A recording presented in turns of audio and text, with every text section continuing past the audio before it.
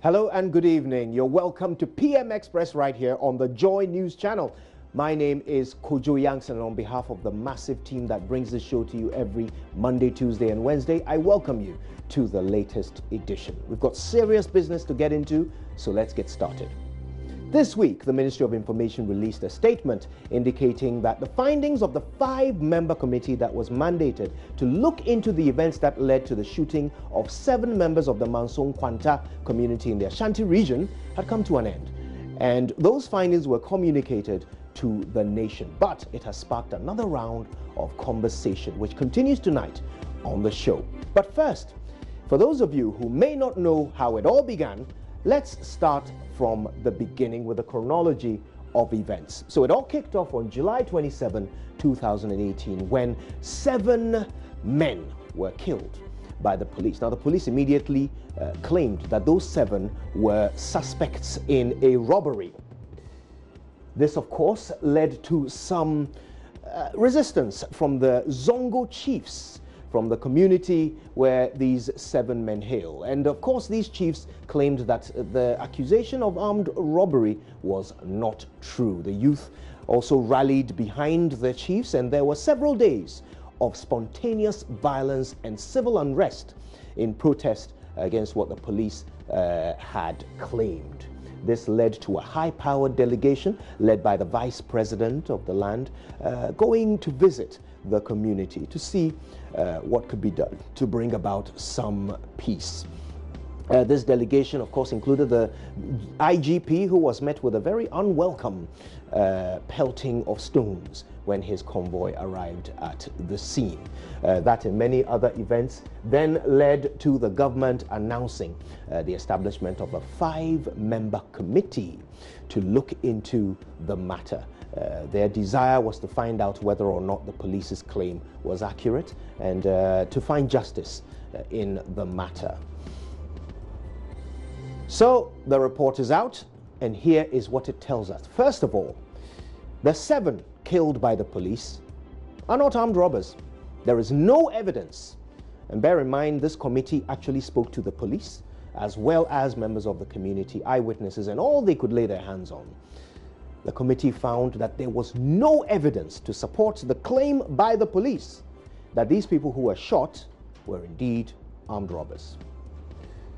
The other finding, and the way they put it in words, is that there were no facts before the committee to establish that the deceased persons were armed robbers who engaged in exchange of fire with the police. So even the claim of an exchange of fire with the police was put in question by the committee, and they found there was no evidence to support that claim. So, what did the government decide? Well, amongst a number of things, the government decided that the 21 police personnel who were involved should be interdicted by the police for formal criminal investigation into the matter. This, of course, has sparked another branch of the conversation which we will be indulging in tonight as well, and that is to do with the police investigating themselves. How successful have they been in that process in the past, and how successful can we expect them to be in this particular instance? Also, government has decided in the interim that in consultation with families and community leaders, they will provide support for the dependents of the deceased persons. That is a decision that has been taken following the recommendation of this committee. So, government is now assuring the general public that due process will be followed in the pursuit of justice. How assured are you by this, based on the track record of government and indeed the police in investigating matters of this nature? We'll discuss that as well tonight. But these are the simple facts before us. 1, the lives of these 7 people who have been killed cannot be brought back. And according to the committee, these people were killed needlessly because they were not, as the police suspected, armed robbers. The second fact we have is that the mother of one of these 7 also ended up dying as a result of these killings. So you can well imagine that the psychological impact on the families of these 7 can never be measured. So one simple question remains for us to pursue tonight. In other parts of the world, when events like this happen, they spark changes, reforms to ensure that the rest of us are protected from the impact of any such action in the future. They would probably name the law that they passed as a result of such a tragedy after the victims, just to remind us of where it came from. So we ask ourselves today in our country, will these killings end up being the watershed moment in the discussions of police brutality? Will something finally change? We'll find out tonight when I introduce you to my guests right after these messages. Right, you're welcome back. And of course, our guests tonight to help us delve into this all-important matter of police brutality, with Manso-Nkwanta being our case study. First, let me introduce you to Mr. James Agalga. He is a legal practitioner. He's also a ranking member of the Parliamentary Committee on Defense. He used to be the Deputy Minister for the Interior. So no doubt he's got lots of locus in this conversation. Good evening, sir. Thank you for making the time. We also have with us a security analyst who is no stranger to JoyNews, Mr.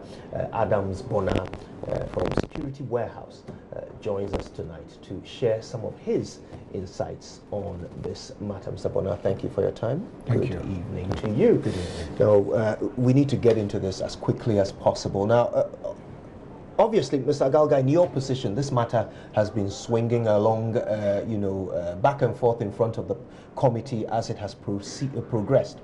We've heard a member of the committee calling for patience in this discussion so that the police are not vilified. These 21, he says it is important that we do not condemn them because they must also go through due process. But part of that due process is what this committee has done. And they have found that what these 21 officers said was not true. No evidence to suggest that the people they killed were in any way armed robbers.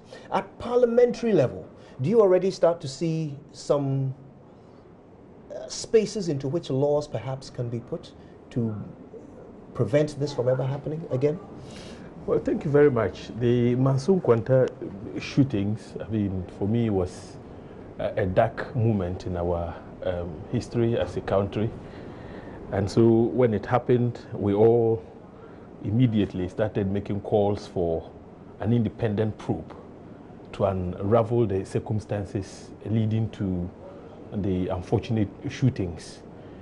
Fortunately, government paid heed to our calls and set up that committee. The committee started its work in earnest. And even before the committee could come out with a report, the public started agitating for the quick release of their report. Finally, the Minister for Information has come out with a statement which indicates that the committee has finalized a report and submitted same to government. He alluded to aspects of it. And for me, the major part is the part that has to do with the fact that the 7 individuals who unfortunately lost their lives were innocent after all, in the face of the allegations the police made that they were armed robbers and that they died in the course of an exchange of gunfire, etc. That is now history. But for me, it is curious that government has chosen to publish just excerpts of the report in a very terse manner in a press release signed by the Minister for Information. Government would have helped matters by causing the entire report to be published, given the seriousness that this matter, of course, has stirred so far. I mean, remember that there were massive demonstrations which resulted in loss of property. People sustained injuries because they thought that the police version of events were totally wrong. And so if the Manso-Nkwanta shooting incident resulted in all these scuffles, one would expect that the report is immediately published so that some of the nagging questions that continue to agitate the minds of the public can be put to rest. For instance, I am curious. If you listen to the initial version of the police, and what the report now says, there's a sharp contradiction. My question is, were the police given a hearing? If they were given a hearing, how did they arrive at the initial conclusions that they arrived at and caused statements to be issued at a press conference? I haven't seen the report yet, so I wouldn't draw conclusions, but I think that it is necessary that the report is published. If we read the content, you and I can engage in a very meaningful conversation regarding to understand that phenomenon, this idea of doing, conducting a report, having the findings submitted to government, and then either none of it or very little of it is shared with the public. I mean, you've been in government for a period, and it happened when you were in government as well. Reports are submitted and they never see the light of day, or only bits of it see the light of day. Explain to me the rationale behind it.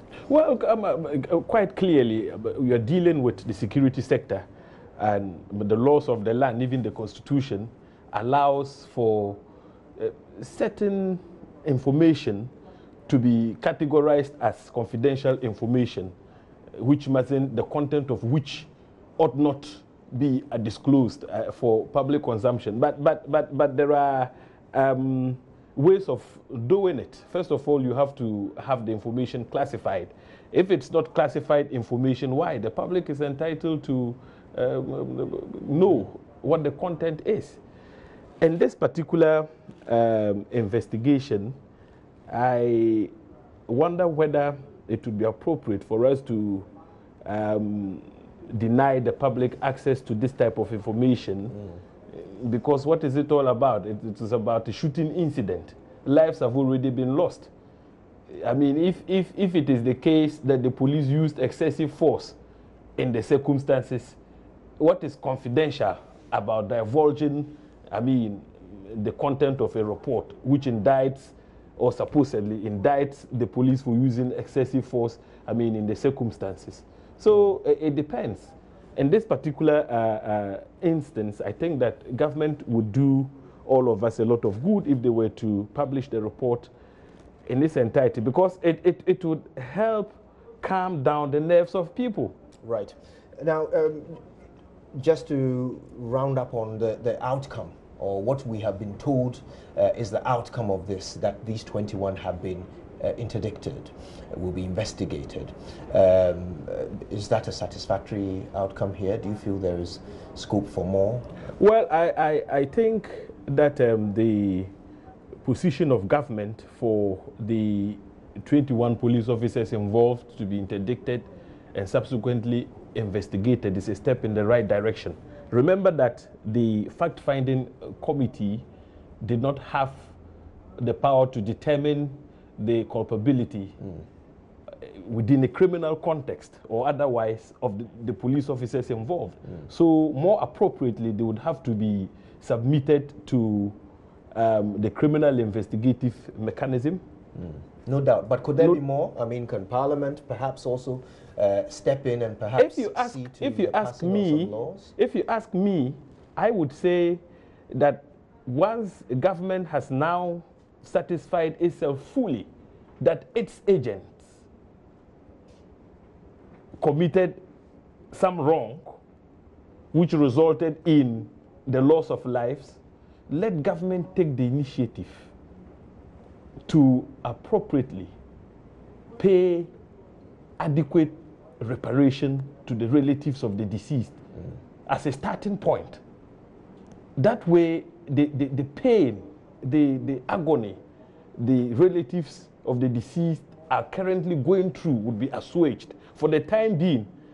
And when that is done, we can begin to talk about reform within police, reform in the police sector, in a broader context. Why can't we do both at the same time? We can. And I know my brother would have a lot to say, in that regard. For instance, today we're all saying that at least we are satisfied that an independent committee carried out the investigations and not the police themselves. Right. So what happens to the numerous calls that have been made for the state to establish an independent police complaints commission. Right. I think it's long overdue. Okay. Whilst in government, we started that initiative. We made a lot of progress. Several consultations were held. I mean, you know, Shraj has the same mandate, but we felt that, look, if Shraj is already overstretched and overburdened. So if you want to allow Shraj to perform that function, the outcomes may not be too good. So let us have a separate body altogether.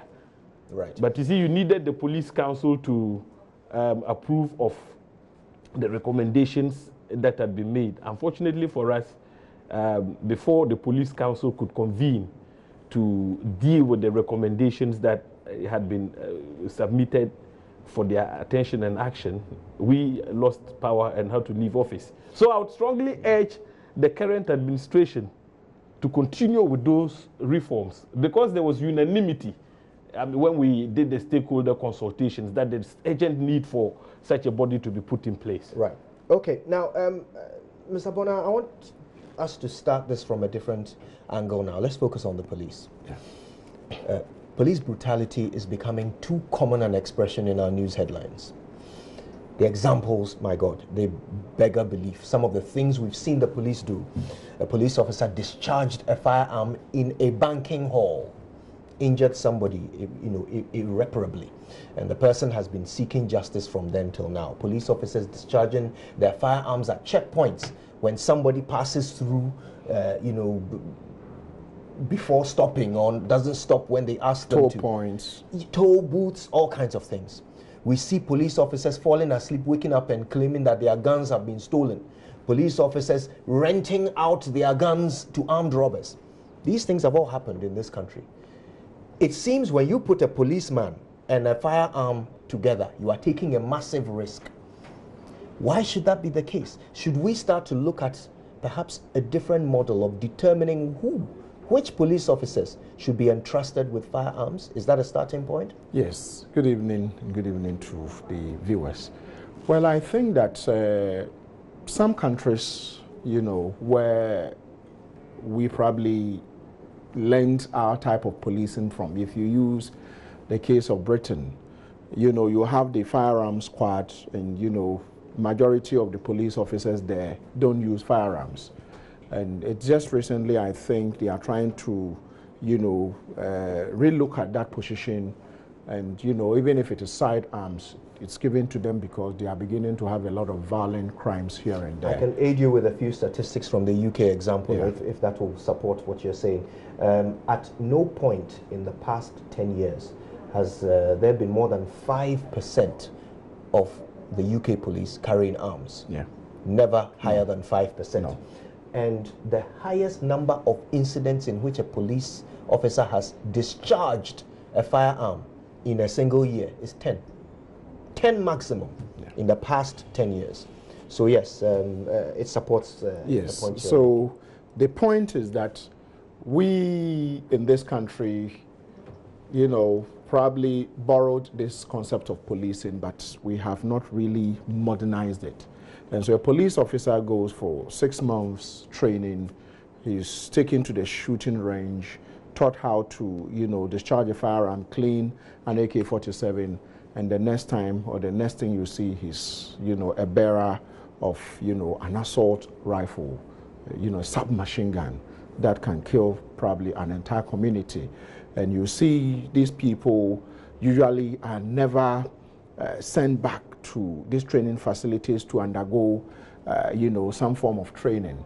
It's one thing I have also, raised in the past has to do with the test of temperament. The test of temperament. Psychological evaluation. If even as an ordinary citizen, if I want to be a license holder of a firearm, I looked at the form that, my brother is here, as a former, Deputy Minister of the Interior. His ministry, used to be, his ministry is in charge of, call it, licensing guns. And the regime has not really changed, the way of applying and all that. And so you have either people licensed to carry arms firing at innocent people, or police officers, you know, during the point of recruitment, no proper assessment of their temperament. There is a way to, in the service, there is a way to check, you know, people's temperament. You put them in teams.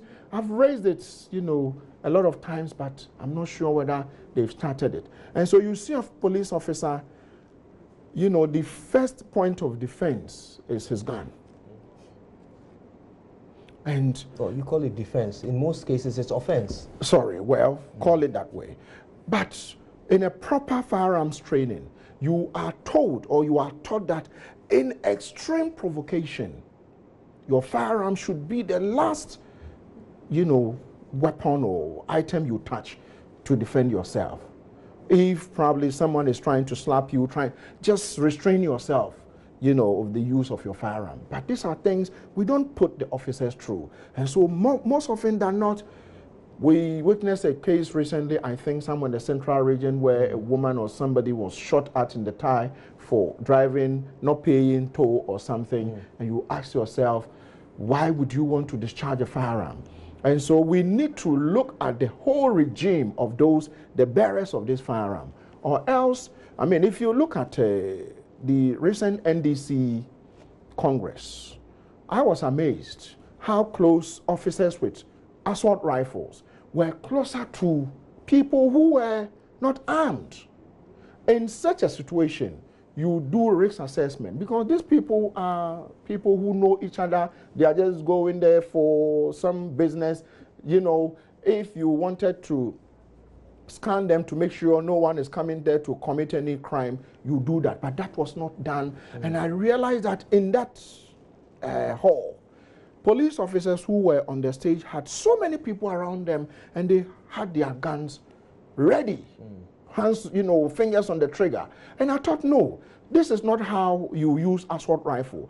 Assault rifle, if we realize it has the back, there is a way you handle it. And so if anyone wanted to disarm any of them, you do it quickly. The difference between a rifle and a sidearm is with a sidearm you can shoot with, you know, with the smaller space you can discharge it. But with a firearm, if you are disarmed, whoever is disarming you can cause a lot of mayhem. And so I think that the recruitment process and the training process and the risk assessment, what we do if we have to control crowd, if there is any persons trying to undertake demonstration and we suspect is going to be violent, what are some of the things we put through? And so for me, I think that is a bigger conversation. We need to modernize the whole institution. I know the current IGP has started the modernization or the transformation, but there again, a lot of resources has to go in. We've called for some changes here and there to be done with the way things are done, with appointment, with certain things. And so this discussion is going to continue until such a time that probably all of us as a people begin to ask our leaders that, you see, enough is enough. Either you sort the police out, or the citizens would have to find a way to deal with some of the carnage we see. 7 people dead, shot, and 21 police officers in the dock for it. Is this not the time? Are you still saying that that moment is still somewhere in our future? Well, how many more people in my book, I think this is the time. I've been trying to do a bit of research since independence, whether we've had, you know, 7 people, be they armed robbers. I mean, we've had flood situation where people, by nature, the floods carry them away, or the natural disasters, or some accidental whatever, and people, you know, unfortunately will die. But where police officers on the beat go out there and fire at people, and 7 people, you know, fire them, and, you know, dead. And you have 21 police officers indicted and interdicted. I've been trying to, you know, do a bit of research on that, and I'm still not, you know, getting information on, since 1957, whether we've had any incident of the nature. And so this is the time. I want to invite Mr. Agalga into this conversation about who should carry a weapon in the police force. You've been in charge before. Tell us in real terms, is there anything more than firearms training that is done before a weapon is placed in the hand of a police officer?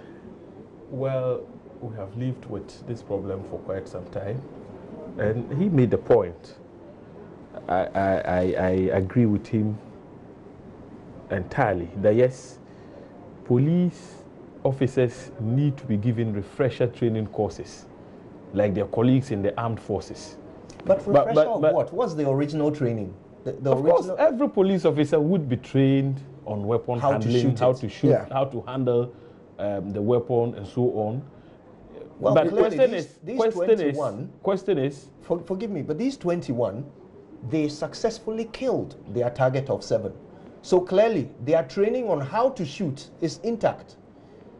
But shouldn't there be something else that they are taught to prevent them from shooting the wrong people? Look, for them to be more responsible with the guns. If you go through the police regulations, you would see the regulations are quite clear on when and how officers must discharge their firearms. And even when you discharge. Yes. So the regulations are very clear.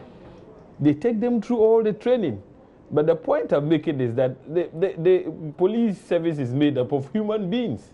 And so when you go through a training program which lasts 6 months, and after the initial 6 months training, you are not given refresher training courses, the tendency to forget about some of the rules, the do's and don'ts, is very high, which is why the police service, like their colleagues in the armed forces, should be given regular training, the opportunity to go through regular training, or if you like, refresher courses. Why didn't you do that when you were in power?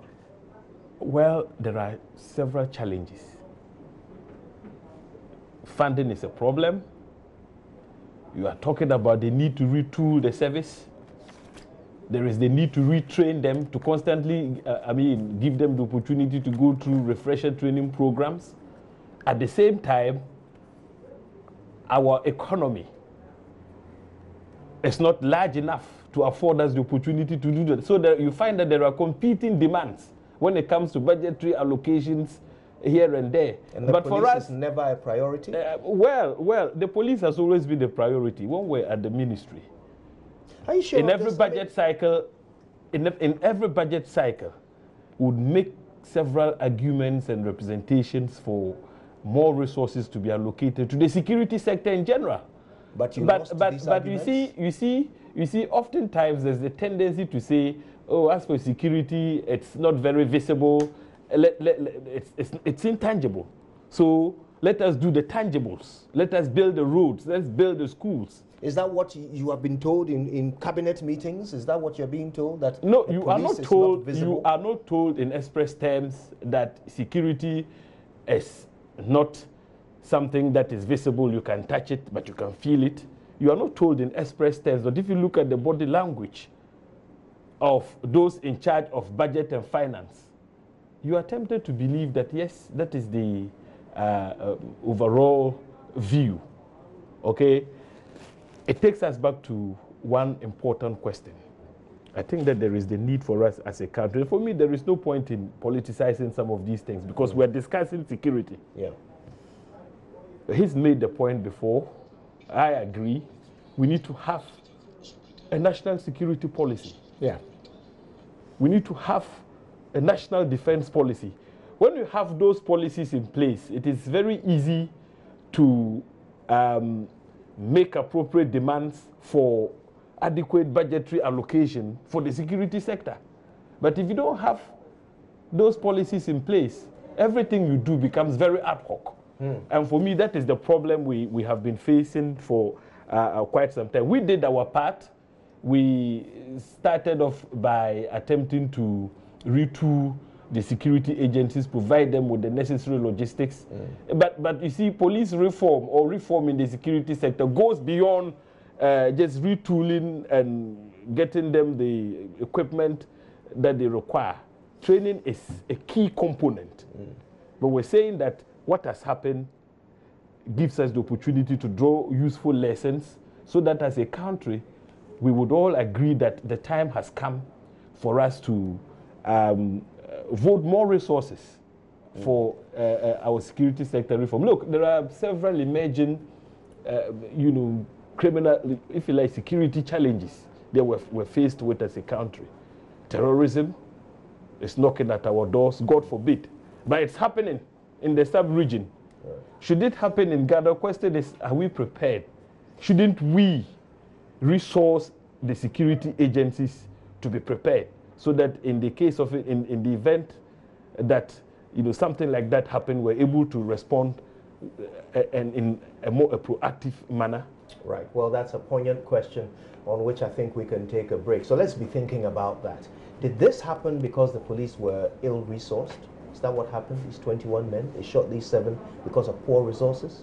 If that's the case, what's the way forward? Why have we not prioritized the police in our distribution of resources? What can Parliament do to help that situation? But if we have a deputy minister and an analyst here with us, we have no excuse not to do some analysis. So when we come back, we'll ask ourselves, how did 21 shoot 7?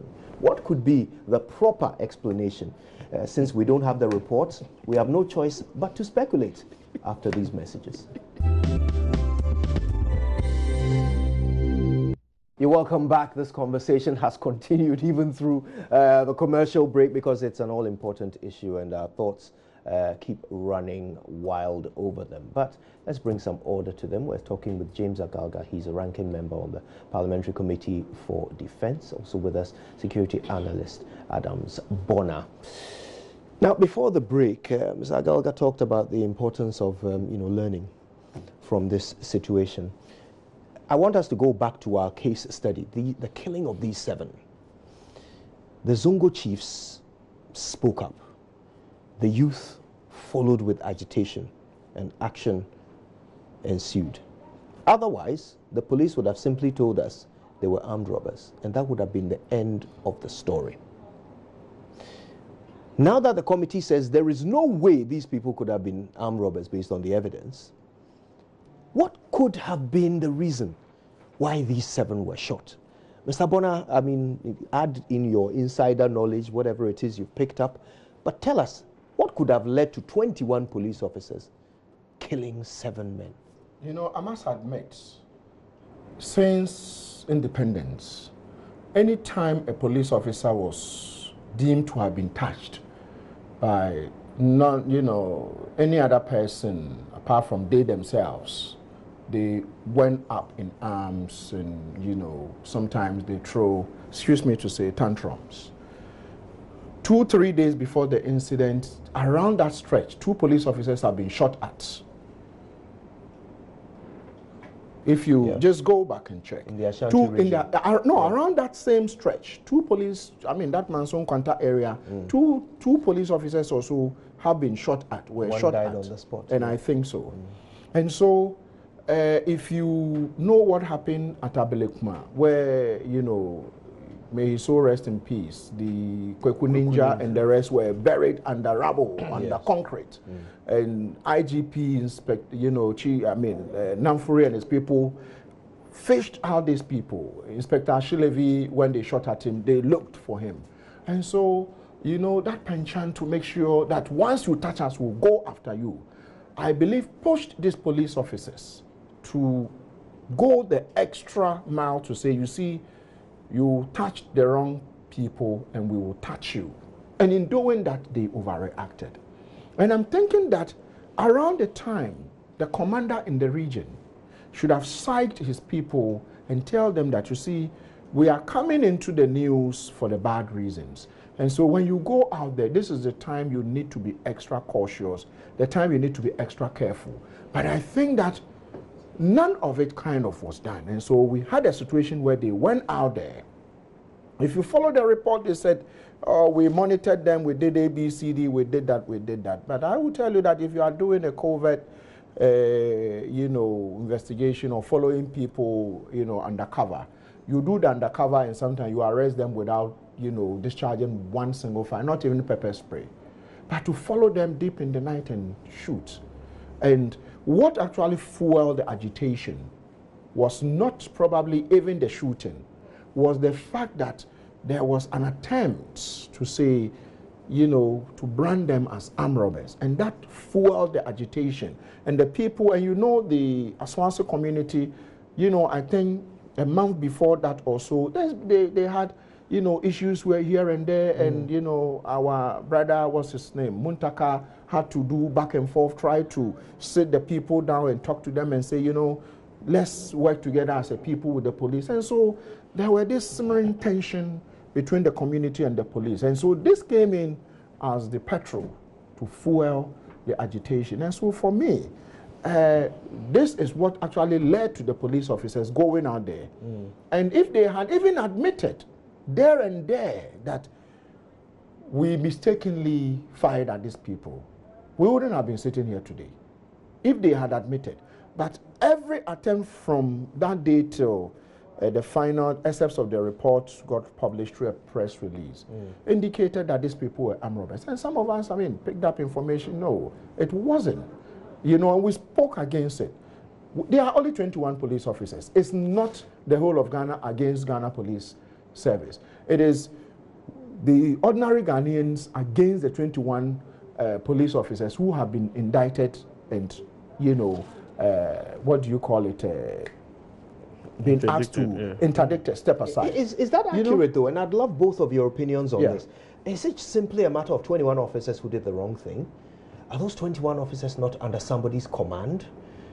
Since the incident, when those 21 came back and said they were armed robbers, was there not somebody responsible for them who ought to check their work and make sure that, yes, indeed, these were armed robbers? And if they find that that's not the case, report it, or, you know, sanction them before a committee comes to find them culpable?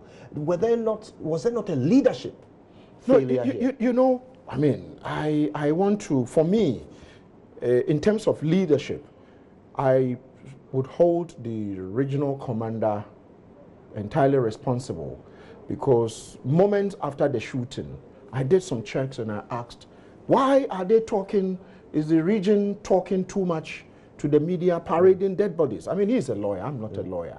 But I'm sure we know that even, excuse me to say, corpses or dead bodies have rights. Yes. So you can't just see a dead body and you take them photo. If you do that, you could be sent to jail, you could be convicted. And so to parade them on national TV itself meant that there was something wrong. And so I think that the leadership, the regional commander, I've asked questions. It's not everything I want to put out there, but I think that somehow certain things didn't add up.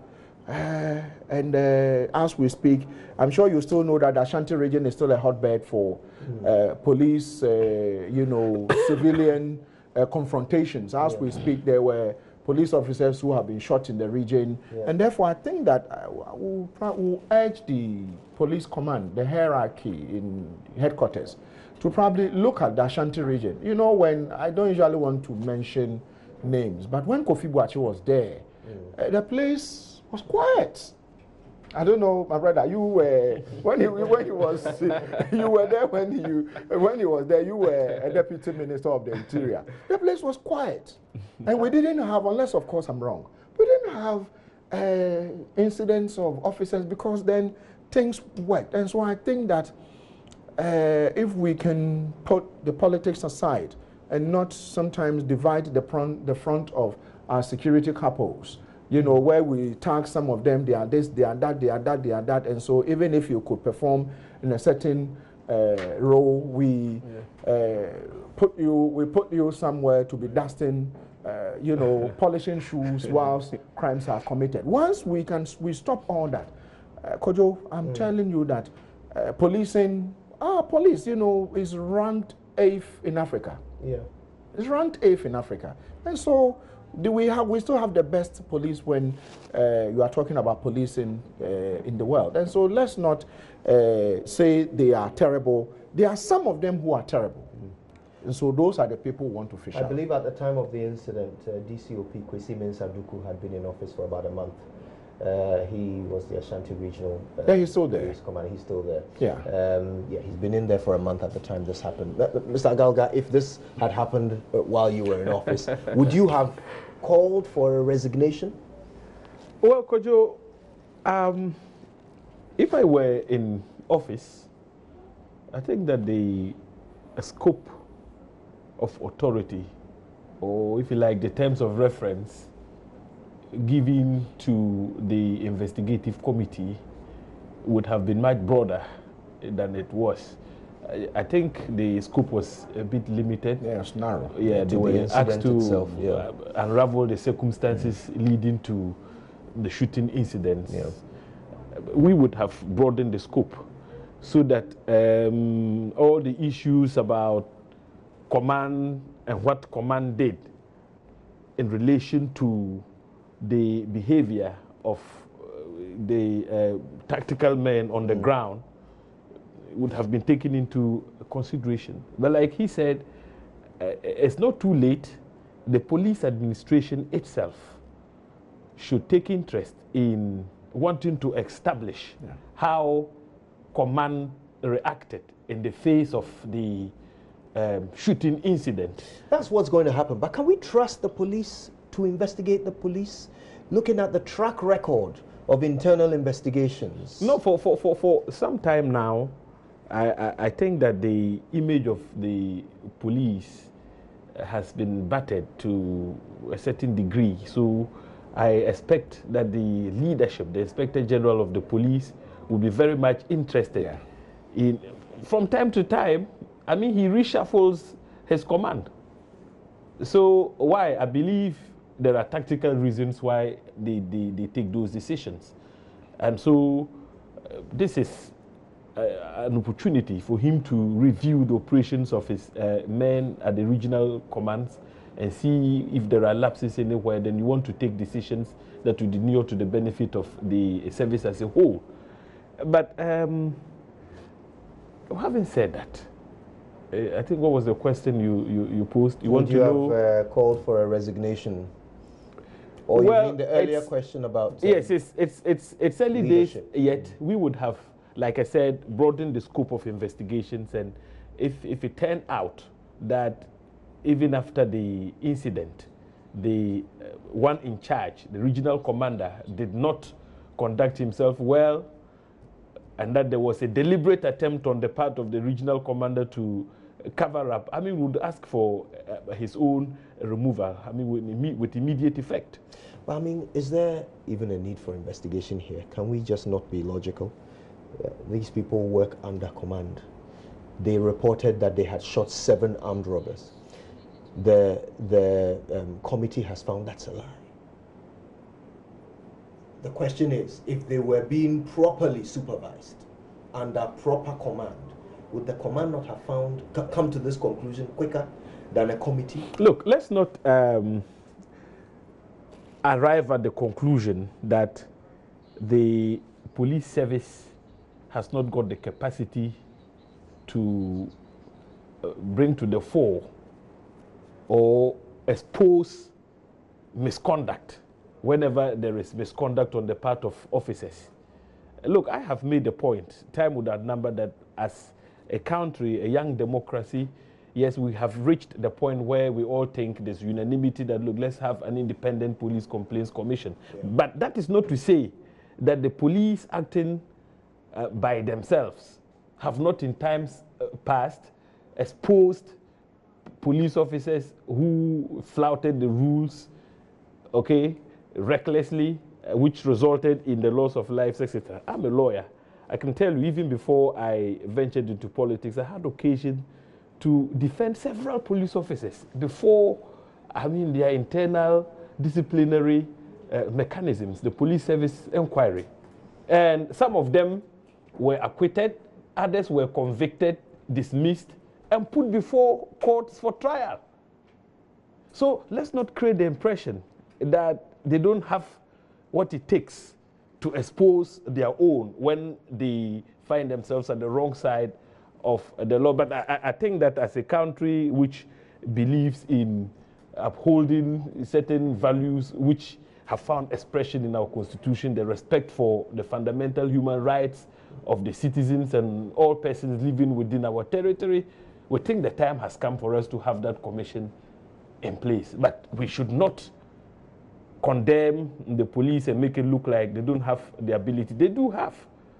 And so, like I was saying, if the commander was up to the task on that occasion, I'm sure he would have set the internal investigative mechanism in motion even long before the press conferences and the rest, which have subsequently, of course, been damped by the fact-finding committee's report. So it appears you both agree that at the very least, this commander will have some questions to answer, at the very least. Yes. Okay, now let's look to the future. And I asked earlier about whether or not Parliament has a role here, whether there is some law that if passed, if some bill, if proposed and passed into law, might close a part of the loophole that allows such things to happen.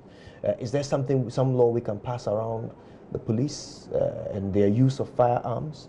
Perhaps some more stringent rules around what they should do before and after every incident? Could you let me make myself clear on your take on this one. I think the regulations are very clear. If you read through the police regulations, how and when a police officer can or should discharge a firearm has been spelled out. Yeah. In very plain language. And you see? Yes. So I do not think it is a question. There's some deficiency with the law, the Police Service Act, or the regulations. Yes, in some respects, you can say there is need for legislative amendments or review.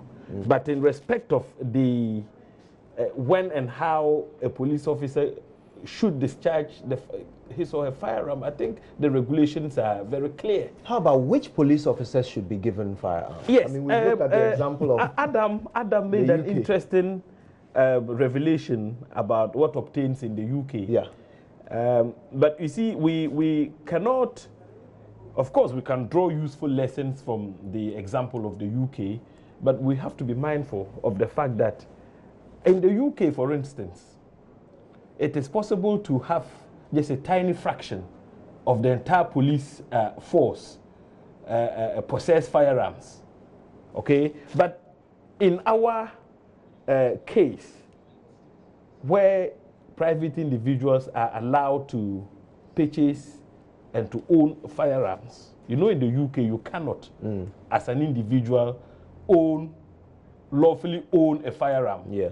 We need to be careful because in a setting where private individuals can own lawfully firearms, I mean, in the event of misconduct on the part of people in possession, you definitely would need people with superior firepower to bring them under control. But surely so maybe every human should be given superior firepower. We have a minute to wrap up, so I want to hear quickly from Mr. You know, I think my recommendation is that those who should be allowed to use firearms should be the tactical unit of the Ghana Police Service.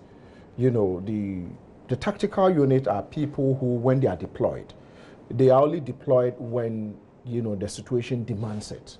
And so those people are always on standby. Once the whistle goes, they are put in there. And so once they go, they have to make sure that everything is brought under control. But you did mention about regulation. You know, in the police service, there are own regulations. When you are given a bullet or you are given firearm and you discharge, your bullets are counted for you, and if you discharge, you must come. And in the past, you're supposed to come and write a report what you used it for. Today, it breaks my heart that I have to cut in at this point. I've just learned an important lesson on how short 1 hour is. But we've been learning in this past hour from our guest, Mr. James Agalga, who's a former Deputy Minister of the Interior and a current ranking member on the Parliamentary Committee on Defense. Mr. Adams Bonner is a security analyst. He's from Security Warehouse. He joins us often on the JoyNews channel, and this has been just as enlightening an occasion as all the others. Thank you both ever so much for your time. We appreciate it. My name is Kojo Yangson. Thank you for joining us on PM Express. Let's do it again soon. Good night.